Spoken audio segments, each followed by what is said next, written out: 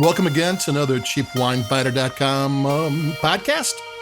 This is Domain Dave, and we got an inexpensive wine, but not from a store brand like we usually do, like Trader Joe's, Aldi, sometimes Costco, but even retail wine shops have their own brands too nowadays, and supermarkets have their own brands.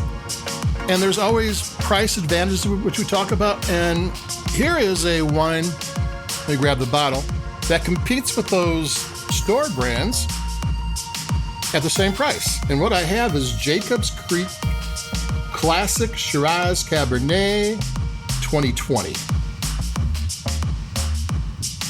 Jacob's Creek was the first winery in Barossa Valley in southeastern Australia in 1847. The modern Jacob's Creek winery is 1976, which is still around for a while, but there's been a winery there, and I think it's just a brand right now.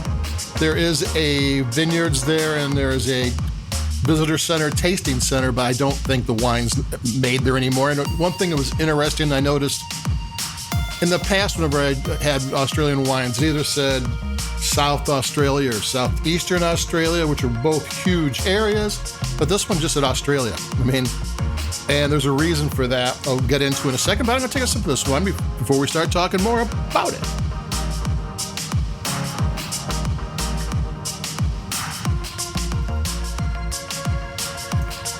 So it's from Australia. They don't tie it down at all. But some of their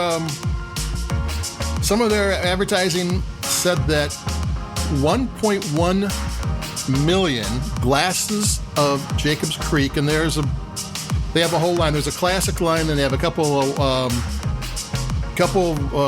bottles that are done in oak. They do traditional oak, then they put it in a bourbon barrel of some sort. So they don't have that many wines, but 1.1 million glasses of Jacob's Creek wines are drank every day. And if you want to do the math, there's 4 glasses to a bottle and 365 days in a year. It's a ridiculously large number of bottles they sell a year. Ridiculously. Do the math. It's like, what? That can't be right. But it is. So that they have to source it from everywhere is not surprising. Their website has portals for 9 different countries, plus a global portal. It's the number one wine by far in New Zealand. It's only like almost 30% of the market in New Zealand. I guess they get tired of Sauvignon Blanc and Pinot Noir all the time. They want something easy to drink, though I think Sauvignon Blanc's about as easy to drink as there is. But this is a wine that they sell a gazillion bottles from, and it's like one of those things. Can a gazillion people be wrong? Now, occasionally, I do believe they can be. Like, I was never a huge fan of Yellowtail, which for a long time was like one of the number one selling wines in the world, and I was never all that crazy about it, but their reserve wines were seriously bang for the buck, and they weren't that much more expensive than the $14 Yellowtail. But Jacob's Creek kind of, so what do we got here? They sell millions of it?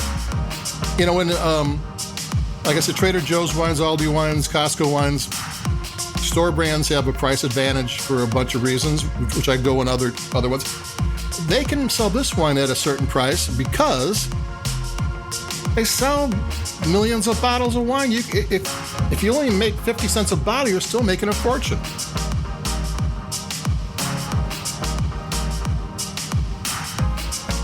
And this is made in a really crowd-pleasing style. Let it open up a little bit so it really rounds off.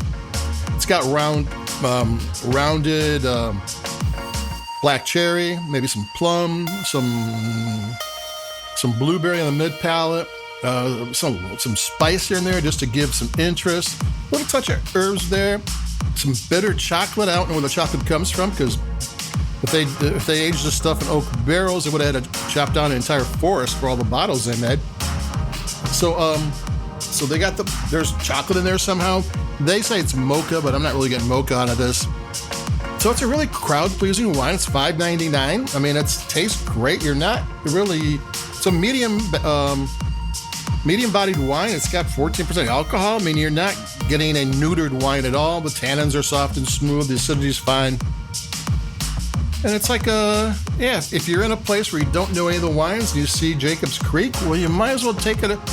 That's going to give you a certain something.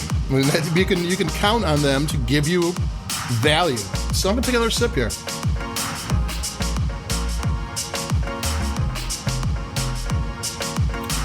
So can 91 million wine drinkers be wrong? Well, not really. I mean, I didn't agree with everybody who loved Yellowtail, but there were Yellowtail wines I liked. So there you go, these massive selling wines that are big everywhere in the world. Well, there's a reason for it. It is a crowd-pleasing wine, and it does taste good. And it is a bargain. $5.99, this thing's a bargain for $5.99. Is it the most detailed wine in the world? No, but it tastes really good, and it doesn't cost much, so... There you go. That's it for me, Domain Dave from CheapWineFighter.com. This is a review of Jacob's Creek Shiraz Cabernet, 65% Shiraz, 35 Cabernet. Don't know much else about it because they don't tell you, because probably every place they sell it's a little bit different, but that's beside the point. So if you will, like us, we like your podcast, and I'll be talking to everybody in a couple more days, and adios. Keep it cheap, stay cool, and I'll be talking to you.